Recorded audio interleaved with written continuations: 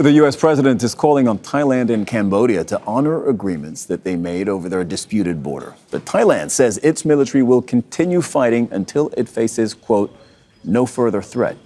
33 people have been killed on both sides, mostly civilians, in the past week. More than 500,000 people have fled to evacuation camps. Thailand's foreign minister says that Trump's claim fighting was coming to an end was not based on fact. Now, we're concerned because some of the points in his tweet doesn't, in our view, doesn't reflect an accurate understanding of the situation, and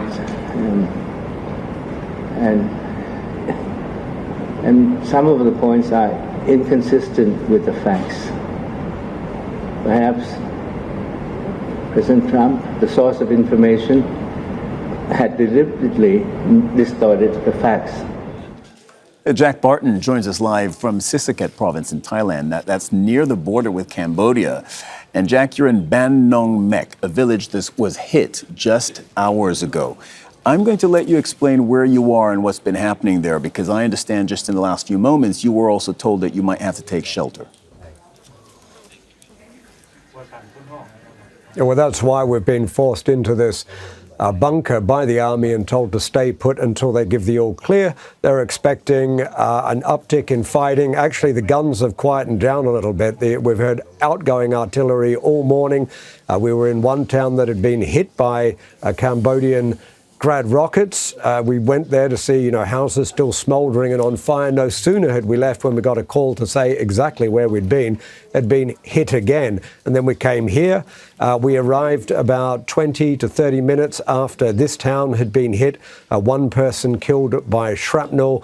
And there's just been volleys of these Cambodian Grad rockets coming in all morning, all along this frontier. And, people telling us they are very scared. They're not very accurate, these Grad rockets, but because so many are fired from these multiple launches and they are a bit random, it creates this fear factor. And a soldier here saying, the amount coming in, he just gets the feeling Cambodia is not going to run out of them anytime soon.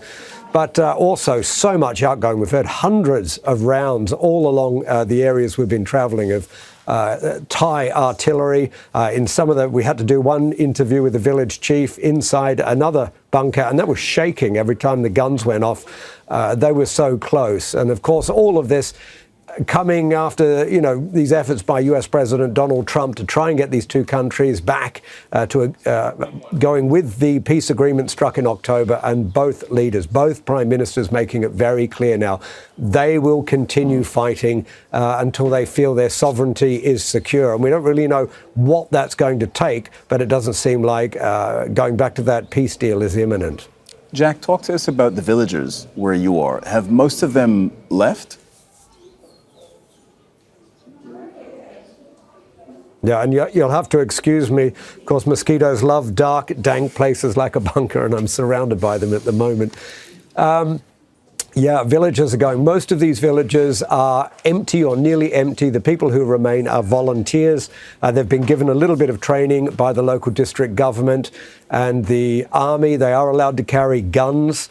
And we see them in every village. There'll be half a dozen uniformed people carrying sort of shotguns and old antique guns walking around. But other than that, people heading to very hastily assembled camps away from the front line. And a few days ago, it was 500,000 on both sides. Yesterday, it was 600,000. Today, the number we're hearing is 700,000 people.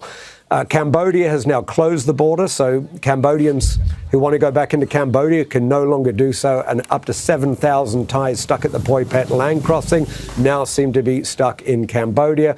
And to make it a little bit harder for the movement, Thailand has just announced in 5 districts where heavy fighting is ongoing, and of course people really want to get out, there will now be a curfew, a full curfew between 7 in the evening and 5 a.m. in the morning. No one will be allowed to move on the roads between those times. The situation getting more serious. I think more and more people that we speak to are now coming to the opinion this is not going to be over in the days or perhaps even the weeks ahead. And so those that were reluctant to leave during the first week are now packing up their things and moving out of these areas. Jack, if I can keep you for just one more moment.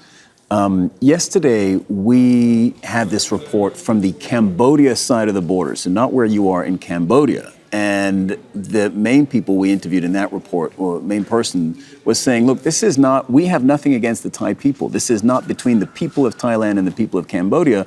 This fight is really between the governments, because the people get on just fine.